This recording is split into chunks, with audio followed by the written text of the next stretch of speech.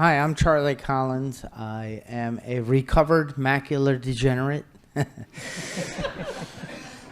I'm the oldest guy up here, for those of you who can't see.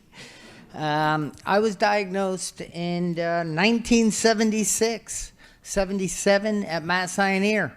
And there's 8 of us, my parents. I have 4 sisters and a brother, and all 8 of us jumped in the, some of you will know, the Plymouth station wagon with the way back seat. And back in the day when you used to drop the rear window and no catalytic converter and the exhaust came right back in the car. My mom was sucking on a Pall Mall. My dad was hitting a pipe, tobacco pipe. And here we are going to get, what the heck is wrong with our children? They can't see. They're falling behind. And we were diagnosed with juvenile macular degeneration. I don't know if Stargarths was a word back then. At least it wasn't around here. And I was very disappointed because I wanted to be a jet fighter pilot. I wanted to race cars, motorcycles, or something. I wanted to go fast. And the doctors weren't able to help us, like we're hearing. We went for a year and a half every quarter to Mass Ioneer as a whole family. I loved it. I got out of school. But they tested us all day long, and it was torture. But I did not get a pair of glasses. I didn't get a pill.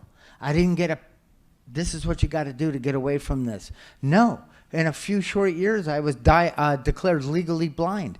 So I got a certificate from the state of Connecticut where I live that said, hey, buddy, Charles J. Collins, you are now declared legally blind. I already thought I was a loser. Now I knew my whole state knew. And I was not going to hang that next to my Farrah Fawcett poster. No, thank you. What are you laughing at? Anyway, I was the type that would rather be dumb than blind. I was the one that gave up. I was the one that was angry. I was pissed off. You know, I was the guy that blamed everything outside of me. I complained, I rationalized, and I suffered immensely because of that. Now, I had a brother and 2 sisters that were getting good grades, and my brother and I shared a room. I'd say, stop getting good grades.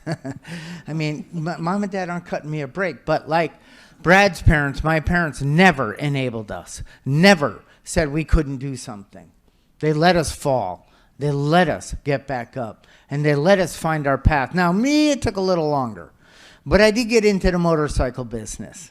I used to race and ride dirt bikes. No good, no questions. No cops either. No, I'm just kidding. So anyway, why'd I do that? Because I had an itch. And that's the thing, I work with people. I want you to scratch those itches. What is coming to you? What path is getting brought to you? Because as we're hearing, blindness is not a curse. It's not the end. It's a new beginning for a lot of us.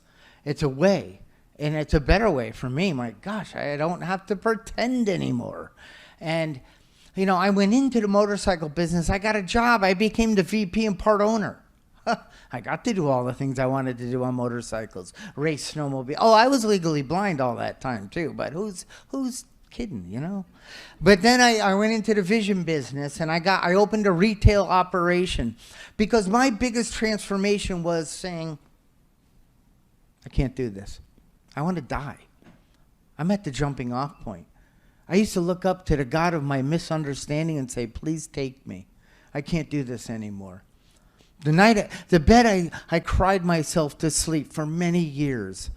I finally called out and I said, please, something's got to change. And I got a job. I mean, I had jobs, but I got a challenging job at a motorcycle deal. I'm like, why would you ever ask a dumb blind person if they want to work here? He said, I see something in you. He said, you come here all the time. You're enthusiastic, and I need somebody like you on my team. I'm like, and he said, I believe in you. Tears came to my eyes. I'm like, I can't let this dude know I'm going to cry. I mean, somebody believed in me. I didn't believe in me. I needed that. I believe in each and every person in here. Whether you're struggling, whether you're coming out of that struggle, just know there's a path brighter than you'll ever imagine ahead.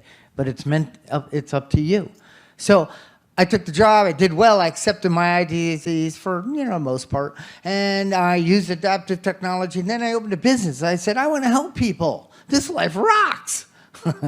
And that's what I did. And then I sold it in 2016. And now I'm sitting next to Jack. But I'm going to be one of his testers on the snowmobile jet ski thingy bingy.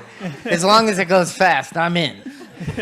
But anyway, life best lived is life by design.